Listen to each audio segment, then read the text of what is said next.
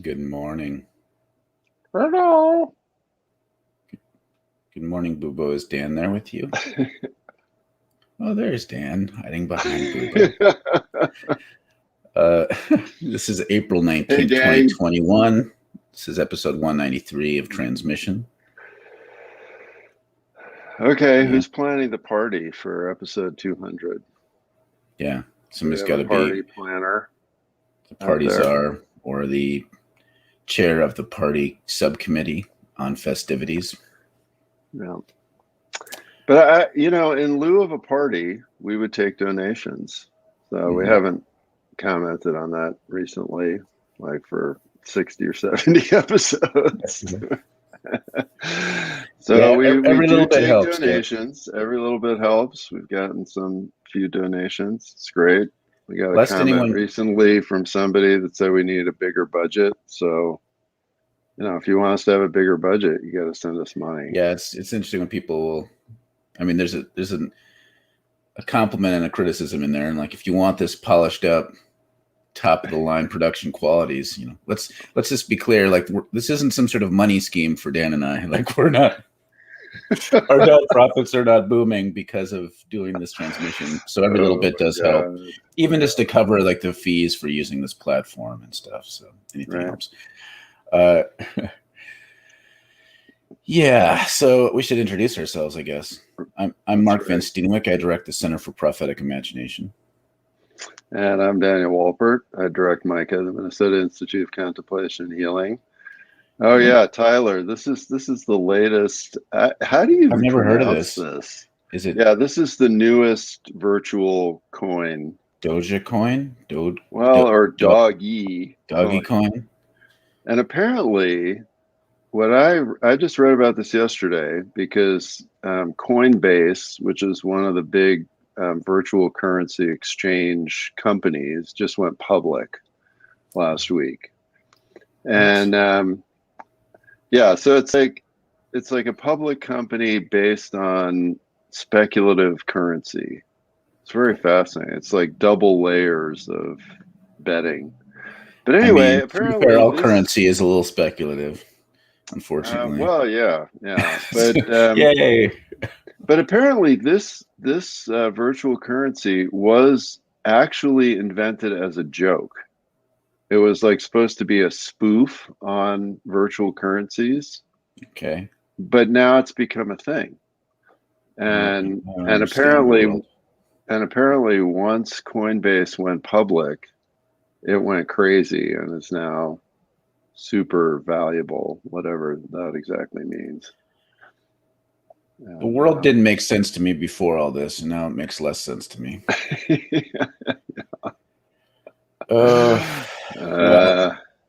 Maybe we should just. There's already comments coming in on the topic, and we haven't even started talking about it. So maybe we should. Should I pull up this picture just to set a frame? Please do.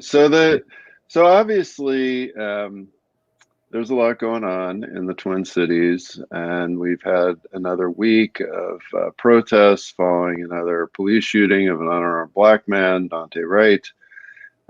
We've got closing arguments in the Chauvin trial today. It will likely go to the jury tomorrow, which means we theoretically could have a verdict tomorrow. And so it just felt like this week we had to kind of focus on all this stuff. It's hard to think about anything else. And so we just, we've got this Operation Safety Net going on in the Twin Cities, which basically is a $30 million martial law operation. We've got soldiers all over the place, cops all over the place, these massive SWAT vehicles all over the place, all to keep us safe. So we thought we'd explore that. And to kick off, I wanted to just give you a couple images. So this is an apartment building in Brooklyn Center. This is directly across the street from the police station. So Brooklyn Center is a very working class, lower class immigrant community. And, this apartment building is certainly nothing fancy. These are probably pretty small apartments, probably have a lot of people living in them. So that's Brooklyn Center. Mm-hmm. Now let's see a picture of the home where Kim Porter, who is the cop who shot Daunte Wright, lives. Okay, here we go. Boom. So that's where she gets to live. Mm-hmm. And this picture was taken just the other day. So not only does she get to live there, but her house is now being protected. This is in Champlin, Minnesota, which Which is a is, further out suburb. of course, because I would imagine most Brooklyn Center cops don't live in Brooklyn Center, just like most There, Minneapolis cops don't live in Minneapolis. there is not a single police officer on the Brooklyn Center Police Department that lives in Brooklyn Center. Not one. And it's not like Brooklyn Center is even some sort of like vast, impoverished hellscape or anything. Like, you know what I mean? It's not like there aren't bouge houses in Brooklyn Center too. Just like it's just always interesting. Yeah. Yeah, and so what we want to talk about this week really is just this whole question of this wider question of safety, and and what is it that human beings want and need in terms of safety, and what keeps us safe, right? So, does military hardware keep us safe? Right? Does snipers on the roof of a police station keep us safe? If you have $30 million lying around, which apparently we do, and you are going to choose to spend that on safety, what keeps us safe? Right? I mean, this is the debate that around defunding is all tied up in, because people really believe that if there weren't cops protecting them, it'd be like Mad Max Beyond Thunderdome kind of situations. Right. Some comments coming in, we can dive into. And Robert writes, drug test all cops now and regularly in jail. Sorry. Yeah, I feel like they may very well be drug tested already. That wouldn't surprise me, but no, I mean, this raises the question of, even if your goal is reforming the police in vaguely the same framework it exists in now, there's clearly not enough accountability. And even the modest sort of like fairly impotent ways of holding them accountable haven't really gotten much traction. Right. It's kind of astonishing. And one of the things that a friend of mine pointed out the other day was how, for a while there was this whole thing about, well, let's get body cameras, right? And body cameras are going to be a game changer, and they're going to hold police accountable, and it's going to make people behave differently. Well, so now we've got all these videos, and the stuff is still happening, right? So a device, a technology like body cameras in and of themselves are not going to change behavior unless there's some response to the body camera footage. Well, even so, like, and people have been pointing this out for a long time now. You have Derek Chauvin, and so it's very clear. But like, it's amazing how much ideology can just shape how you understand what happened. Even if he was narrating, I'm putting my knee on him now for X number of minutes, like that still wouldn't stop the fact that people are going to come out and say, well, it's a cop, it's totally justifiable. Same thing that happened with Daunte Wright. You could have Derek Chauvin's personal journal. I think I may have killed a man today, and it still wouldn't. Right. It wouldn't change the perception of things. CK writes, I've been watching Exterminate All the Brutes by Raoul Peck, and it's powerful and deeply disturbing. That being said, watching it brings into light just how the police are agents of genocide. Yeah, so that's an outstanding miniseries. It's on HBO. Highly, highly recommend that for everybody. In fact, I really feel like that should be required viewing for everybody in high school in America, as well as lots of adults to catch that up on. really a history of colonialism and colonization and racism. Um, and yeah, really great series. Medina is responding to Robert's comment earlier. What is fascinating is all the calls to drug test the poor, but people rarely say drug test the professionals. You know, those who could cause serious injury or death, like doctors, nurses, pilots, police officers, EMT. I'm more interested in these folks functioning with a clear head. Yeah, yeah, exactly. Yeah, and of course, the drug test the poor thing is just another way of trying to punish poor people and not give people what they need. And yeah, Carol's watching closing arguments right now. yeah, If anything comes up, feel free to comment because I'm not planning on watching it. But Stefan writes, cops are not good here in Eastern Europe, but nothing similar to USA. The gun violence there, both civilian and police, is a unique thing for developed countries. It's right. because of our freedoms. Right. Yeah, I mean that's and that might be a good thing to do a whole week on. The whole situation that is going on with gun violence in this country, and the obvious, complete nonsensical crap that all the arguments against sensible gun regulation is, it's just obscene. It's just obscene. Yeah. Carol writes, police protect and serve property rights. You know, when you say this stuff to people, they act like you're being conspiratorial and inane, as though that's not exactly true. Like, yes, they hopefully cops do more than that, but that's really kind of the bread and butter bottom line. To protect and to serve does not mean that they're going around looking for people to help. I mean, that's not what's happening. And it's almost always property rights first, or someone getting a call, and then everyone knows they prioritize certain places that they'd go to. Mm-hmm. I mean, none of this should be that controversial. Yeah.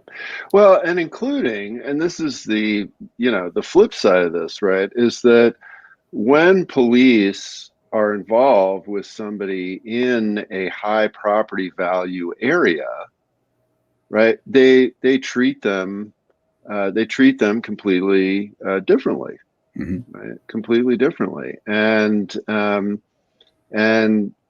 the attitude there is, we are there to protect you, and we want to make sure that you're okay and not doing anything too terribly crazy. But if you want to do whatever you want to do, if you want to use drugs, if you want to do whatever weird thing you're up to, like, that's fine. Right, that's absolutely fine. And and on the other hand, right, the people in the poor areas, right, who have almost no property, right, and who in fact are then forced to rent from governments or wealthy people, slumlords, whatever. Those people are continually terrorized by the police for doing exactly the same thing, or even less than the people in the wealthy parts of town are doing. I remember the time I was in jail it was a protesting thing. And so I was in a holding cell, 25 people crammed into this space that's smaller than my office here. And everyone was there for mostly like having a dime bag, or one guy fell asleep on a bus and woke up in the bus depot. But there was a guy from the suburbs who was caught for having a DUI, and he was loudly complaining the whole time. Right? Just complaining like he didn't deserve to be there. And everyone's like, what the fuck? You're the only one who really should be here, you piece of shit. But there was a cop who would come in, he was chewing tobacco and spitting into a cup, which I'm pretty sure is against rules. And he was really nice to this DUI guy the whole time. Right. Everyone else he was shitty to. And so it's just, even in that sort of an environment where the guy is clearly, he was the only one really potentially causing harm to other people. Right. He was treated nicer. Gus writes, Robert Douglas Delgado, rest in peace. Portland cop shot a man living in a park Friday and left him lying there for 4 hours before shooting tear gas at the crowd and leaving. I got struck by ricochet. Yeah, I was seeing that, Gus, you were posting about that. It just, and yeah, it's so horrible. And yeah, it's just horrible. Yeah. Paul writes, I think about police as the domestic arm of our colonial military empire. It exists to protect the resources and wealth extracted from land and people, nothing more. If you do not agree to consent to this arrangement and do not comply completely with the situation, you will never be, quote unquote, safe.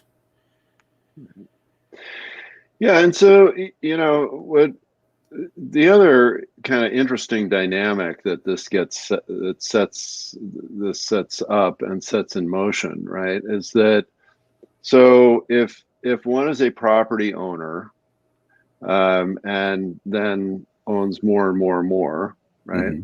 And you're in a capitalist society where clearly, if you lose what you have, nobody's going to do anything or take care of you. Or in fact, if you're then living in a parks, the police may shoot you dead.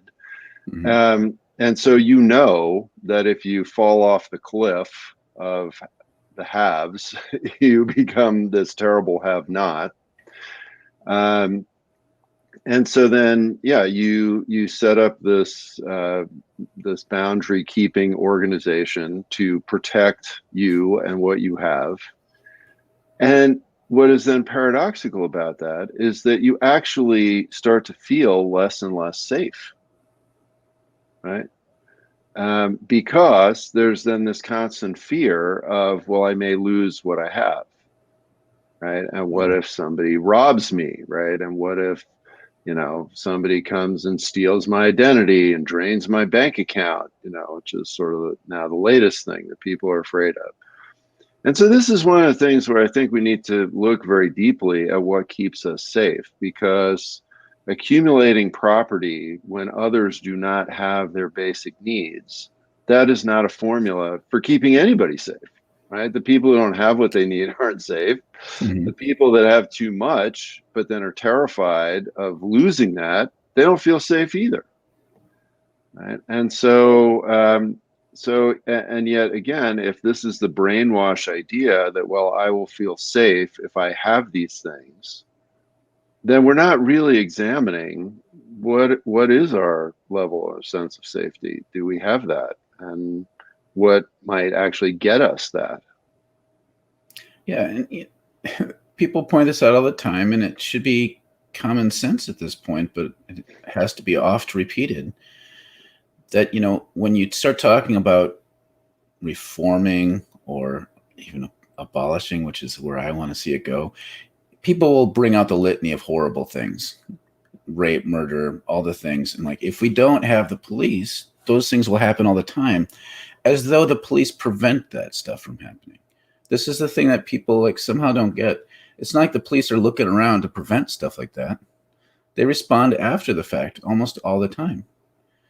And so there's this assumption then that by the police acting violent towards wrongdoers, it keeps other wrongdoers in fear so that they're not going to do this stuff, which again, Stefan pointed this out. The fact that we have a hyper militarized system doesn't seem to prevent shit. Right. It's not preventing anything. So you have, we need to take a step back and say, wait, maybe this is all security theater that then is used as an arm of control to control something else other than what they say out loud. And you start talking about that, then you realize like, oh, okay, maybe this reform, defund, or abolish kind of rhetoric makes some sort of sense. And it's so frustrating that we can't even get to that point of people recognizing what it is the police actually do. Well, and that's where I feel like we have to start with this question of what is safety in human society. I mean, what really, what makes me feel safe, right, is having my basic needs met, having positive relations with people around me, having a sense of meaningful interaction in society, and also knowing that other people feel the same way, right? And I mean, that's my sense of what creates safety. And none of that has anything to do with a tank rolling down my street. We've had, I mean, living 2 blocks from George Fourth Square, we've had tanks rolling down our street a number of times over the last year, literally, not metaphorically. It did not make me feel safe, right? It did not make me feel safe when I stepped out onto my porch and a guy with an automatic weapon screamed at me to get inside. Like, that did not make me feel safe. Yeah. No, So, it's National Guard posted on the corner with their guns out. Like, right. I want to know who feels better. Like, I can tell you who tends to feel best about that sort of situation, Mm-hmm. and it's the white person who's afraid of not white neighbors. Like, that's kind of Right. I mean, I was gonna put it out there. Like I was just saying to Dan earlier, It's the like next door crew. I go fishing on Next Door, and someone was upset because a would-be city council person was saying, "Look, if you're gonna loot and stuff, you should go to Lake of the Isles." And what they're saying is like, "Look, if protests turn into various kinds of property destruction and looting, which can happen, aim it at the rich neighborhoods." That's basically what she said, and people are losing their gall-darn minds. And so I, of course, posted like, "Oh, I wish I lived in that person's ward so I could vote for them," just because I wanted to upset more more people, I guess. Mark loves being a next door troll. I'm the Loki of Next Door. Paul writes, "I think about police as the domestic arm." Yeah, we read that one. This sounded familiar. Yeah. CK writes, "Has anyone seen the Lake and Nicollet police station? It looks like something out of the brutalist movement." No, I haven't seen that Not one. lately, but I can imagine. No. I remember how they all looked right after this last summer. Stefan Wright said, "Drug testing the poor is unbiblical. Give strong drink to him who is perishing and wine to him whose life is bitter. Let him drink and forget his poverty and remember his trouble no more." I like that passage. And, I just think drug testing in general is... I mean, I guess I don't for think pilots and stuff, maybe that makes some sort of sense, but people should be judged based upon if they're doing their job or not. And then no one should have to worry about going destitute because they don't do their job. Yeah, I mean, I don't think any drugs should be illegal anyway, so it's a whole other conversation. Yeah, that's a big one. Terry writes, "Falcon Heights isn't a poor neighborhood." I wonder if that's a reference to the Philando Castile shooting. Yeah, like these places, it's not, yeah. For sure. Falcon Heights it's kind of your typical suburb. It's got a mix of everything. There's nothing particularly like sketchy, quote unquote, about it. Carol writes, "Watching State's hired silk stocking lawyer. I want Clarence Darrow." Yeah.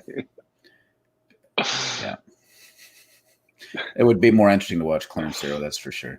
CK writes, "Safety for me is being able to resist injustice without reprisals." Right. Yeah. I mean, and there's been a lot this weekend about the way in which people were attacked, the ways in which the press was attacked. Yeah. Well, and you want to see a police station that looks like something out of the brutalist movement, go and check out the Brooklyn Center police station right now. It is ridiculous. It's ridiculous. I mean, there's probably like $5 million worth of hardware just parked outside. So, I was thinking about that. And again, this is where the safety and symbolism and what are police really for. I mean, look, burning buildings suck. I mean, my barn burned down at my farm. It's horrible. I don't recommend burning buildings to anybody. And at the end of the day, okay, a building or a police station or whatever burns down, if nobody's hurt in that, it's like, is that really the worst thing that can happen in the world?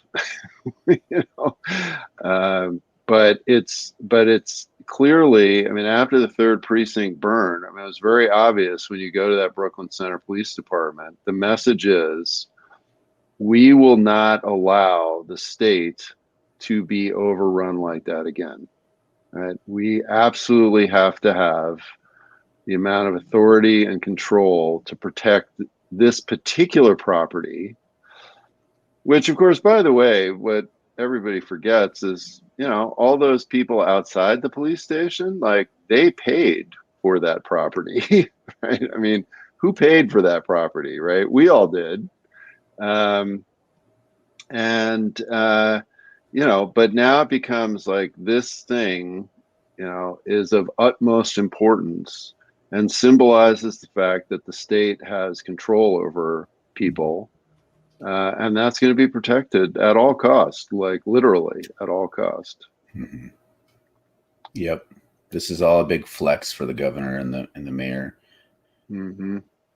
And it's really not about helping people feel safe, even really a little, unless you're someone who... Well, unless you're of the property class that, feels very uncomfortable. And I probably haven't mentioned this in a long time. I think I, may have mentioned this early on, but, when we first moved here to South Minneapolis, I can't tell you the number of white people I know out in the suburbs that are scared to come to my neighborhood. And this was before George Floyd was killed. No, yeah, totally. Right. Yeah. And so there, as you said, it's like, who feels safe? Well, it's white people that are afraid of being around people of color. And, and they're the ones that the system is working for. Yeah. And it's also this question of, what is it about some people that they find increasing levels of authoritarianism safer, and other people who feel like safer when there's less and less centralized authority over their lives? And that should tell you, like, the people who tend to feel safe with centralized powerful authority they're more proximal to that. So, this is kind of, the police exist for people who have stuff. Yeah. Dumb. We're regurgitating this statement over and over again, and people say it all the time. It's because people, for some reason, get tricked into thinking that it's not true. Julia points out, I thought I was the only next door troll. We should start Julia, it does not surprise me that you're a next door troll. But yes, Mark loves doing that. Yeah. So sometimes I don't do it as much as I should. Group. It takes a little discipline to really troll well, and I'm trying to up my game. Catherine writes, okay, so I know so much of this is about protecting certain interests of money and power, but even trying to see things that way, the economics don't make sense to me. Who does it benefit to murder someone and provoke months of unrest for a $20 counterfeit bill or $75 expired tabs? Isn't all that tear gas expensive? What is the financial incentive of fascist repression? Now, here you go, being really thoughtful and reasonable again, Catherine. That's the thing. These sorts of things, they don't really. It's like the whole question of homelessness. Like, we all know, we've seen the studies that providing housing for everyone would be cheaper. So then the question is, like, whose interests are ultimately served by this sort of the performance of it all? Yeah, it costs more to keep somebody in a state prison for a year than it would cost to send them to Harvard for a year. So, right. So, no. Your answer is no. None of this makes economic sense. Yeah. But certainly on the small scale, but what it serves, right, is it serves to create this incredible economic gradient that we have. Mm-hmm. And to reinforce certain kinds of power. Yeah. Yeah. And so that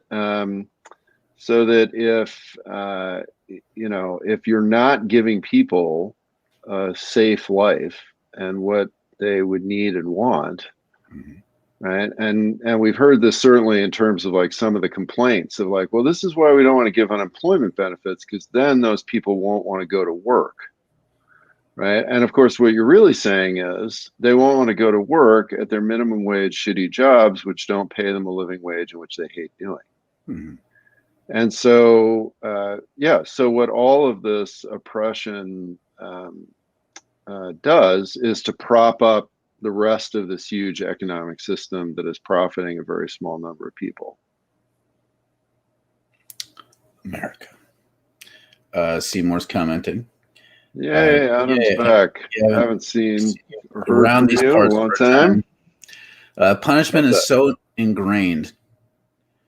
What does equal treatment mean to us? Mistreatment and imprisonment for all? The drunk driver doesn't need to be treated poorly. Everyone should be treated with compassion. Yeah. I mean, that's the thing. Like, the fact that this police officer, and I doubt this was an anomaly, enjoyed being punitive to people kind of tells me a lot. Mm-hmm. Like, this isn't about protection. It's about punishing and shaming and trying to help people remember that they need to stay in their place. I mean, there's a lot of that with the cops. Totally. And so I'm white, so I'm treated by cops pretty nicely wherever, but I notice that I'm treated better if I'm stopped by a cop in nice neighborhoods because they assume I'm one of those kinds of white people.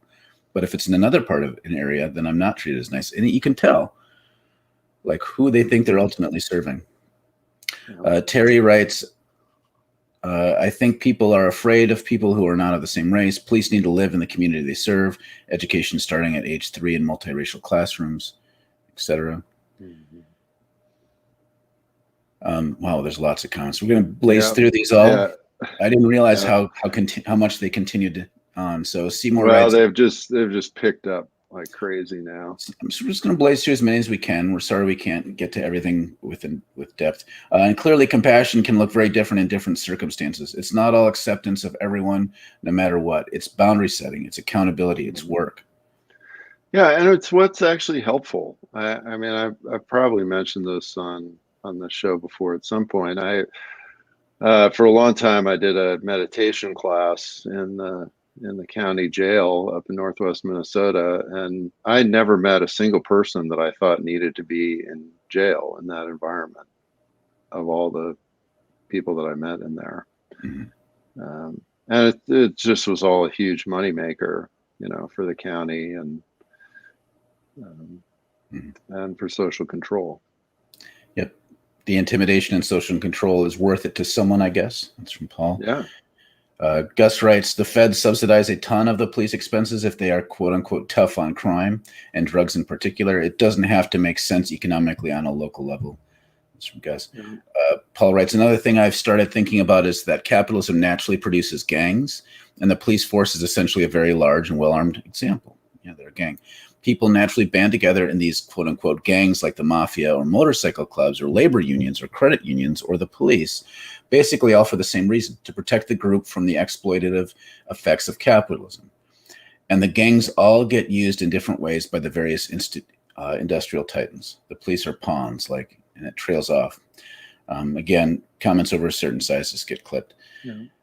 Well, and this is something that we should explore during the rest of the week. I mean, what you're pointing out, and this isn't just capitalism. I mean, people cluster in groups for safety. And, one of the things that we are continually up against is the fact that to expand beyond our group and our sense of safety beyond our group is very, very challenging. So that we'll get more into that as the week goes on. Midway Police Station in St. Paul has fences with barbed wire and cement barriers. CK writes, it's clear to me that Operation Safety Net, which is kind of the overarching term for this military invasion of the Twin Cities, Operation Safety Net is all about white wealth and white fear. Catherine Wright writes, it's relatively easy to trace who profits from the horror that is U.S. prisons and detention centers and how. But some of these police murders feel so grimly deliberate in the middle of the Chauvin trial. Are you effing kidding me? And I don't understand what their strategy is. Is it to spread terror and to gain notoriety? To sow chaos? Yeah, or is it just habit, right? I mean, that's the other thing. Is it just, it's so habitual that they can't stop even when it obviously would be beneficial. Gus writes, Michelle Alexander's book, The New Jim Crow, spends a lot of time on how the economics of police militarization and expansion.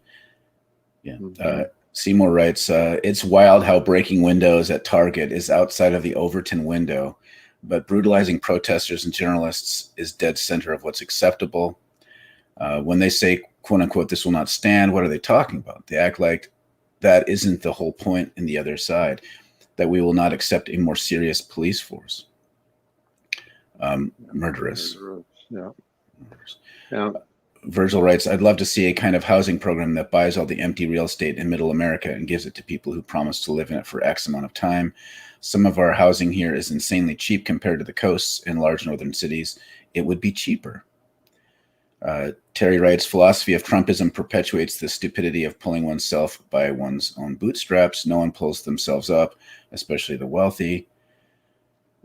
Seymour writes, the thing is that even folks who are demanding justice and talk about abolition, people are still demanding violent mistreatment as part of their view of what equality looks like. That's true. That's a whole other conversation that needs to be had. Like how, we could say a lot about that, and hopefully we will. Yeah. Amir writes, when will white people move away from fear towards love for the rest of their human, plant, and animal relatives? What a sad way to inhabit a wonderful world. What a dead theology. Amen. Yeah. And David writes, the name safety net says a lot. Nets are selective. Who's the net for? There we go. Mic drop. All right. Love those last two comments. Love all the comments. Seymour, great to have you back with us. And good to see everybody on this Monday morning. We'll be back on Wednesday. See you on Wednesday, everybody. Peace. All right. Bye.